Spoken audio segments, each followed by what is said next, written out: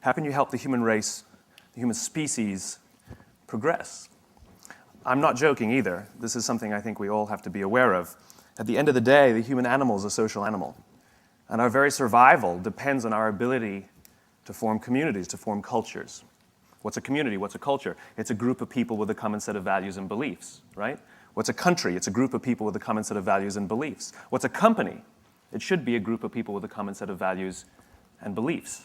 When we're surrounded by people who believe what we believe, something remarkable happens. Trust emerges. And make no mistake of it, trust is a feeling, a distinctly human feeling.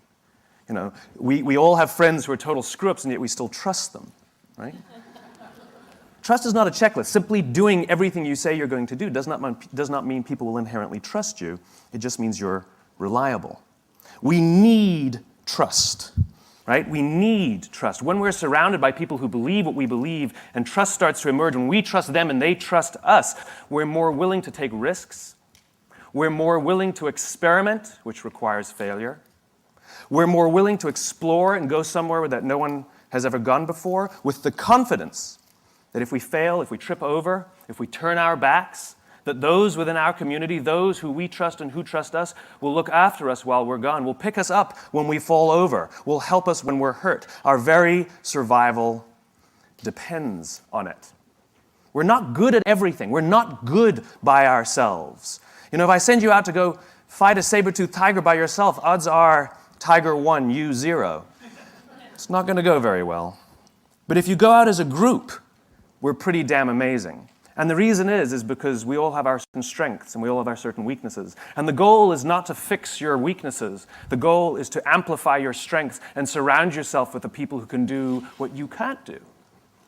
But it's not just based on skills and application and experience. It's based on what you believe. It's based on what you believe. You see, simply being good at something and having somebody else being good at what you're no good at does not mean you will trust each other. Trust. The sense of trust comes from the sense of common values and common beliefs. I can prove it. How many of you are from New York? Okay, a bunch of you. Are you friends with everybody in New York? Why not? Why not? But when you go to Los Angeles and you meet someone from New York, you're like, hey, I'm from New York, and you're best friends. Right? And when you go to France, there you are on the Paris metro minding your own business. And you hear an American accent behind you, and you turn around, and you say, hey, where are you from? They say, Los Angeles. You're like, hey, I'm from New York, and you're best friends.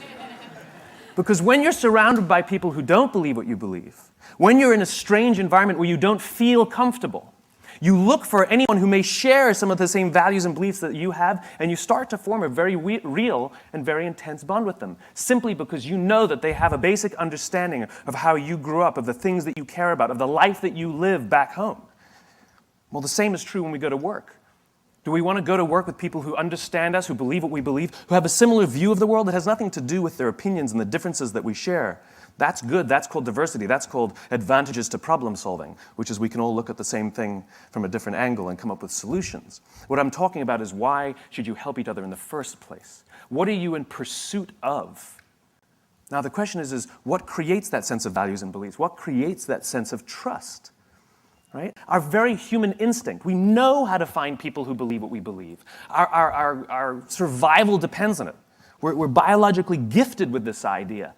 If I ask you to go out in the street and find all the people who believe what you believe, you know exactly what to do. You're going to strike up conversations. You're going to start talking to people. And either you'll have a good feeling about them or you won't. Either you'll have chemistry, whatever that means, or you don't. Sometimes it's quick, sometimes it's slow. But we know how to do it. It's called making friends, it's called dating, it's called networking. We have the innate ability to do it. The problem is it's not scalable. The problem is you're the only one who had that gut feeling. But if you know the symbols to look for, if you know how to see the things that people are doing and saying, that you can find them. If I tell you to go out on the street and find all the people wearing red hats, it's easy. There's one, there's one, there's one, there's one, there's one. They're easy to spot. Simply because they have a symbol, they have something that they're giving off that says something about who they are and what they believe. When you were standing on that Paris metro, that American accent that you heard was a symbol, it was a sign. You don't know these people, and yet you trust them. They will say to you, you guys have to go to this restaurant. And you'll go, okay, and you'll go to that restaurant because they told you to. Now, what if you were walking down the street and some stranger just says, hey, you got to go to this restaurant? You'd be like, crackpot, right? You're going to ignore them. This is what trust does. This is why we don't research everything. We don't need access to all information. Let's say you want to go buy a new television, right? So you do all your research, consumer reports, look it all up, right? I know what I'm going to buy, I know what I'm going to do. I'm getting the LG, it's the best on the market, can't wait to get it, right? So that's what you've decided to do this weekend. That Friday night, you go over to a friend's house, your friend, the gadget guy, the guy who has the first of everything, right? And you go to his house and you can't wait to show off and share with him what you're going to do with all your research. And you say, I'm getting the new LG. And he says, nah, man, get the Sony, it's so much better. In that one instant, either he's completely turned all of your research on its head, and you're going to have to go back and do all the research again. Is he right? Should I trust him? Should I believe him? Or you just bought a Sony. All that marketing, all that research, out the tubes, down the drain. It doesn't matter. Because the person that you trust, the person from within your community, told you that you should get the Sony. And you trust him. He knows more than you. He must be right. I trust him. I don't have to know everything. Again, you're walking down the street. You accidentally bump shoulders with somebody, and they say, where are you going? You say, oh, I'm going to Best Buy to get the new LG. They go, don't get the new LG. I know everything about this stuff. Get the Sony. Crackpot, right? You're going to ignore the person. We don't trust everyone. We trust people from within our community. But you have to know what to look for. Just as I said before, when you find the people with the red hats, every single piece of communication we make, every decision we make in our lives is a piece of communication. Every decision we make in our lives as individuals or as organizations is a piece of communication. It's our way of saying something about who we are and what we believe. This is why authenticity matters. This is why you have to say and do the things you actually believe, because the things you say and do are symbols of who you are. And we look for those symbols so we can find people who believe what we believe. Our very survival depends on it. So if you're putting out false symbols, you will attract people to those symbols, but you won't be able to form trust with them. This is what Tiger Woods did to us. He lied. He lied. He told us what he thought we wanted to hear. And it was great, and we were drawn to it. And all of us who kind of liked that idea of the sort of the good guy, were drawn to it, until we found out it was a lie. He could have been the bad boy of golf. He could have had all the same endorsements and had a fantastic career and still been hailed as one of the great athletes of our day. But he didn't. He chose to lie. Good luck forming trust again, Tiger. We don't believe you. We don't trust you. The goal of putting something out there, if you say what you believe and you do what you believe, you will attract people who believe what you believe. If you go to one of your friends and you say to one of your friends, how would you like me to dress so that you'll like me better? How would you want me to address you? How do you want me to speak so that you'll like me more? Right? Your friends are going to look at you and be like, what are you talking about? You're like, come on. What should I wear so that you'll find me more appealing? And how would you like me to speak to you so that you'll like me more? And your friends are going to tell you, just be yourself. That's why I like you. Just be yourself. Now think about what we do in industry. What do? We do market research, and we go out and we ask the customers, what kind of things, what style should we speak to you? How should we decorate ourselves? What kind of things are you drawn to so that we can do those things so you'll like us more? It's just as ridiculous. It's just as ridiculous. Organizations should say and do the things they actually believe, and they will attract people who believe what they believe. Or they can choose to lie, and at the slightest hint that they might be lying, cynicism sets in. And people start saying, I'm not sure I can trust these guys because there's not a lot of consistency in all the things they say and do, which means they can't have a very strong belief set or they're lying to me. And we call them inauthentic. The entire process of asking other people who we should be is inauthentic. That's hilarious to me. All these positioning studies we do are inherent. We're going to do a study to find out from people so we can be more authentic. That's hilarious. Say and do what you actually believe, and the symbols you put out there, the things you say and the things you do, those red hats are ways that people can find you. What you have the ability to do as designers is create those symbols and allow people to use those things to say something about who they are. Work for companies, work for clients, work for people who you believe what they believe.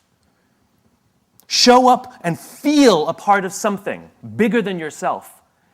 And your part is to put what they believe into pictures and words and symbols and graphics so that other people can use those things to say something about who they are. People put Harley-Davidson logos on their body to say something about who they are. Corporate logo. Ain't no Procter & Gamble's tattooed on anybody's arm. Because Harley means something. They stand for something. People put that tattoo on there not to tell you that they own a motorcycle. They put that tattoo there to tell you something about themselves. You ever see anybody with a Mac laptop put a sticker over that beautiful shining apple? Ain't never gonna happen. Then how will you know who I am? Do you ever see anybody with a PC break out the Windex to clean out their computer? Mac people? Have you ever seen a dirty Mac? Doesn't exist. Does not exist. Why? Because it's who I am. These are symbols we use. The companies that are crystal clear in what they believe, and they're disciplined in how they do it, and they're consistent in what they do, and everything they say and everything they do serves as a symbol of the set of values and beliefs. We use those symbols to say something about who we are. We surround ourselves with the people and the products and the brands that say something about who we are. And when we can find the people who believe what we believe, we're weirdly drawn to them because our very survival depends on it. We need it. And so the more you can give of yourself, the more you can give of what you believe, the more you can with discipline, say and do the things you actually believe, strange things start to happen. Just like on that metro in Paris, simply because of one tiny little symbol that was put out there, that we are from the same place. We may have the same values, we may have the same beliefs. We're drawn to each other, and we legitimately trust each other, and more importantly, we'll look out for each other. And that's the key to all of this. We go to work every day, and we sit at our computers, and we sit at our desks, and we solve problems by sending emails. Get up and go talk to somebody. It's called human interaction, and it's a beautiful, beautiful thing. I'll tell you a quick story. I was on a plane it was about a week ago, actually. It was only about a week ago. And I was coming down the aisle, and my seatmate, I guess, my companion for the next 5 hours, was already sitting down. She was in the aisle, and I had the window seat. And you know, we've all had this experience where you're the one who gets there first, and you look down and you hope that it's that one. Please, please, please, no. Praying that becomes your seatmate. I've had many fantasies about wives and girlfriends that never sat down next to me. It's better than an icebreaker, right? Hi, right? Sitting next to you. And equally, we've seen people coming down the aisle saying, please don't sit next to me, please don't sit next to me, please. We've all done that. Well, she ignored me entirely. So I could only assume that she was praying that I wouldn't sit next to her. I somehow think, though, she was hoping that no one would sit next to her. So you know what it's like. We've all been on planes. You travel and you go to the aisle, and custom dictates, just general politeness, that the person looks up to you and says, you sitting here? She didn't. She completely ignored me. Had her face in her book, and put my bag in the overhead compartment. She still ignored me, to the point where I actually had to say, excuse me, I'm sitting there. And she sort of begrudgingly moved aside. She didn't stand up. She begrudgingly moved her legs to the side and went, right? Like this was something she didn't expect would happen, right? So I sat down. I knew exactly what this flight was going to be like. I would have my headphones on for 5 hours, and I would ignore the person sitting next to me and be afraid every time I had to go to the bathroom. And when I'm on a plane, the pressure, I have to go more often. It's very embarrassing. And so I sit down as soon as I've gone, and I have to go immediately again. I'm going to have a bladder infection because, anyway, it's a different story. And so we got into flight. We sort of reached altitude, and the flight attendant came around to ask us if we wanted breakfast. And she came over to us and she said, would you like cereal? Or would you like the omelet? She said to me. And I said, I'll have the cereal. And she turns to my sweet mate and my seatmate. That's funny. Semi-sweet. Bitter. She turns to my seatmate and she says, do you want the omelet or do you want the cereal? And she says, I'll also have the cereal. 2 cereals. 4 minutes later, The flight attendant comes back and says, I only have one cereal. So now I've already decided in my mind that I was going to say to my seatmate, you have the cereal, right? I had already decided. But before the words could even come out of my mouth, she turns to the flight attendant and says, I'll have the cereal. And at that point, I hated her. And here's the joke. She lacks a spirit of generosity. No matter what option she would have chosen, she would have gotten the cereal. For one, if she'd waited for 3 seconds and heard that I was about to offer it to her, she would have got the cereal, right? If she absolutely had to have the cereal, she could have turned to me and said, do you mind if I have the cereal? And I would have said, go right ahead, right? She could have even apologized or said thank you to me. I'm really sorry, allergic to eggs, can I have this cereal? You know? In other words, no matter what option she chose, she would have got the cereal.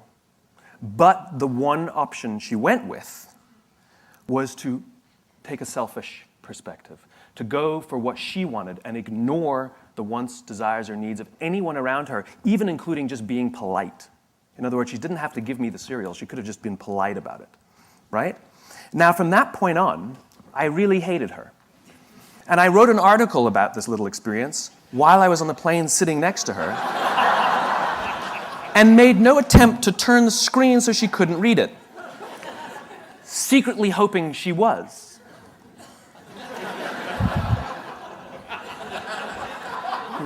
Salt and pepper hair, glasses. I'm good, thank you. And more importantly now, I had no desire to do anything for her anymore, right? Now, when we got done, when the flight landed, perhaps as a nice person, if she had just established some sort of rapport with me, just because I'm a nice guy, I would have taken her case down. Here you go, you know? But I didn't, and I wasn't going to. Or if I did, it wouldn't have been with a spirit of generosity. If I did, it would have been as a sort of a smug remark, like, there you go, I'm still nice. It would have been as a, one of those deals. Or I would have done it simply as some sort of positive reinforcement to myself that despite this horrible person, I'm still a nice guy, right? No matter which one would have motivated me to take that case down, it wouldn't have been with a spirit of generosity. It would have been some sort of selfish act or some sort of aggressive act, right? It's the spirit of generosity.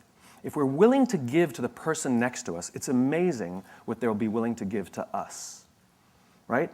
And again, our very survival depends on this. We need to trust each other, and we're more willing to trust somebody who's willing to help us. I hate the whole self-help industry, right? How can you be happy? What are the 5 steps you can follow to be a millionaire? What are the 7 steps that you need to get the career that you want? Me, me, me, me, me, me, me, me, me. What about helping the guy next to you? What are the 5 steps that you can do to help the person next to you lose some weight? What are the 7 steps that you can follow to help the person next to you find the job that they want? Do you know how we get fulfillment? You can be happy because you did things at work. You can be proud because you did things at work. You can be excited because you had a big success at work. But you know how you feel fulfilled at work? When you do something for someone else. It's the only way we get that feeling. It's the only way we get that feeling. You know why the statistics say that over 90% of people don't feel fulfilled by the work they do? It's not because of the job, it's not because of the pay, it's not because of the benefits. It's because we don't help each other anymore. We sit in our cubes and we work. And anything that we turn to anybody is because we need something, we need to get something. And yet we don't put ourselves out there simply for no other reason than to help somebody else. You know what generosity is? Generosity is doing something for someone else expecting nothing in return. At no point ever. I did something for him, why won't he help me? It's not an equation. It's designed to help you feel good. And Mother Nature has given us this feeling when we do something for someone else to encourage us to do it. Because when we are in groups, when we are surrounded by people who believe what we believe, trust emerges and our very survival and progress goes up. Sex feels good. It's why we do it. And Mother Nature has provided that it will feel good so that we can do it more, so that we can procreate. That was not an accident, right? Well, the same goes here. That sense of fulfillment that we get was designed so that we'll do it more, so not only will we procreate, but we'll create strong senses of bonds and cultures amongst each other. I did a little experiment with a homeless person. Not like on them, it's not like electrodes. With them, voluntarily helped me. Because the whole idea of giving, right? You've all walked down the street and you've all seen someone begging, and you either have or haven't thrown a few pennies in their cup. When you do, you feel good. You bought that feeling. That is a legitimate commercial transaction. You know, commercial transactions are defined as the exchange of consideration. There was an exchange of consideration here. You gave money, you got the feeling of goodwill. You paid for that feeling. If you didn't give money, you either feel nothing or you feel bad. You can't feel good by not giving. All right? You paid for that feeling. So now the question is, how is that person encouraging us to give? The joke is, they act like every corporation in the world. They talk about themselves. Me, me, me, me, me, me, me, right? Like they sit there with their little outdoor advertising, little sign, right?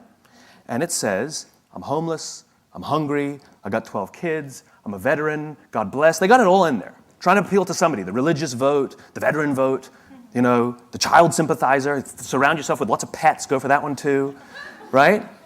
All in an attempt to get something from someone. Takers, not givers, right? All about me. Well, what do corporations do? We've added more RAM, we've added more ROM, we've added more speed. This one's number one. We're the biggest, we're the best. We've been around since 1969. We're better than them, we're faster than them. We're more efficient than that one. Me, me, me, me, me, me, me, me, me, me. And so even if we buy their product, guess what? I don't really feel much. So I did this little experiment. I found a nice homeless lady on the streets of New York who's willing to help out. And I learned that with her sign, which was pretty typical, I'm homeless, I'm hungry, blah, blah, blah, she makes between $20 and $30 a day for her day's worth of work, 8 to 10 hours of sitting there selling goodwill. 8 to 10 hours, she'll make $20 to $30. $30 is considered a good day. I changed her sign, and the new sign made her $40 in 2 hours. And then she left. It's one of the reasons she's homeless is because she's decided that she only needs $20 to $30 a day to live. If she stayed, she would have made $150. The point is she made $40 in 2 hours. What did the sign say? The sign said, if you only give once a month, please think of me next time. It has nothing to do with the taker. It has everything to do with the giver. And what are the objections people give when they don't give? I can't give to everyone. How do I know that they really need it? And so I addressed both those concerns. I know you can't give to everyone. So if you only give once a month, my cause is legitimate. I will still be here when you're ready to give. $40, 2 hours. Make it about them, not about you. The fact of the matter is 100% of customers are people. And 100% of clients are people. And 100% of employees are people. I don't care how good your product is. I don't care how good your marketing is. I don't care how good your design is. If you don't understand people, you don't understand business. We are social animals. We are human beings, and our survival depends on our ability to form trusting relationships. We could have had this conference online. I could have given the same talk sitting behind my computer. We could have all turned on our WebEx. We could have all sat at our terminals, and I would have given you the exact same information. Would it have been the same? No. I'm not there. There's this weird thing about human interaction, right? We can't form trust without, you could like what I say, but you wouldn't be able to form trust without it. In fact, simply being here, we all say the same thing. You could have all, for 2 days, absolutely boring, abysmal speakers. Boring, boring, boring, right? We've all been to those. Maybe there's one shining star. You're like, well, I like him, you know? And what do we say when we leave? The speakers sucked, but I'm glad I went because I met some great people. It's this. This is what the conference is all about. You showed up not because you're in an industry. You showed up because you have a common set of values and beliefs. There's a million design conferences. You got to take time out of your day. You got to pay money. It's called sacrifice. It's called payment. It's called risk. But you're here simply because you know something about each other. When you go out on the street, in an area where you don't belong, where you're not amongst people who believe what you believe, and you see somebody with the same badge as you, and you haven't met them yet, you're going to go, hey, why? They're just as much of a stranger as any other person on the street. But because they have that little symbol that says that I believe what you believe, I'm a little bit like you, we can form a bond very quickly and instantly. You do. You do. It's called human beings. Do you ever watch Deadliest Catch on the Discovery Channel? I was flipping through the channels one night, and Deadliest Catch came on. And on this episode, just random, they were in a huge storm. Now, for those of you who don't know Deadliest Catch, they take these crab fishing boats out in the Bering Sea, which is like terrible, and they put cameras on them, and we watch, right? The reason that's, I guess, significant is because these crab fishermen have, I think, one of the top 5 deadliest jobs in the world. You know, I don't know what the exact number is, but dozens of fishermen die every year doing this. We apparently find that entertaining, which it actually is.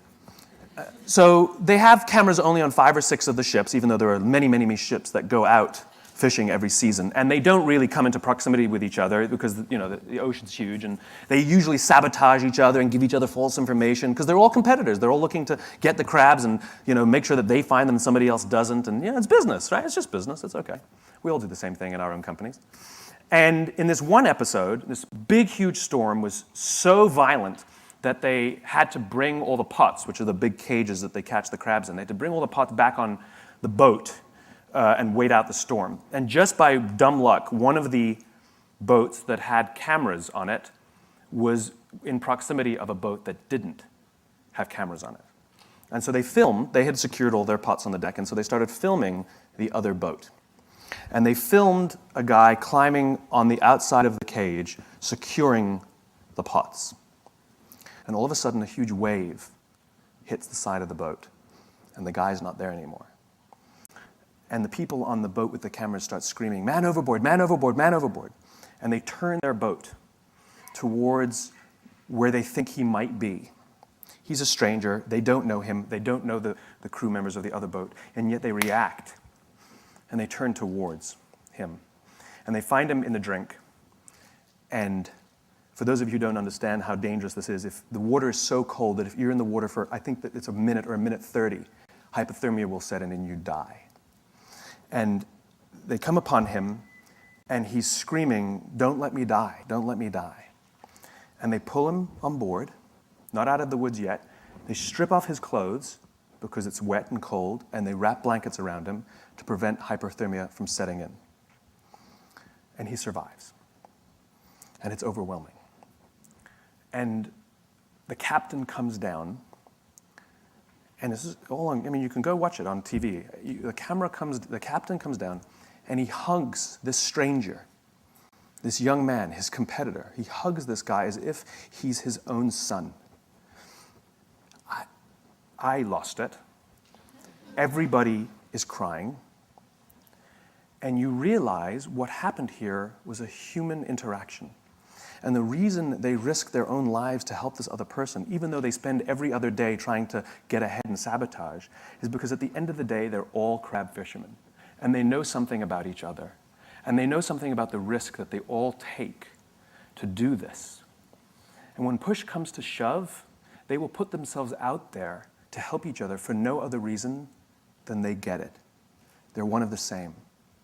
I will promise you that every single member of that crew that day went home with a feeling of fulfillment.